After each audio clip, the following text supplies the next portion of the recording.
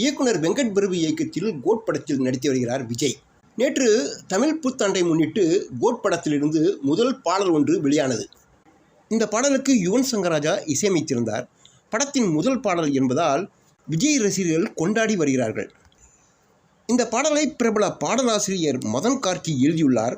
பாடலை நடிகர் விஜய் தனது சொந்த குரலில் யுவன் சங்கர் ராஜா இசையில் பாடியுள்ளார்.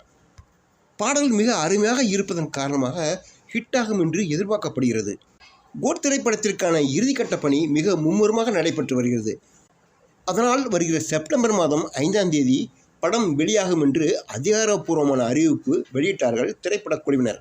கோட் திரைப்படம் தமிழ், தெலுங்கு, கன்னடம், இந்தி, மலையாளம் ஆகிய மொழிகளில் படம் வெளியாக உள்ளது குறிப்பிடத்தக்கது.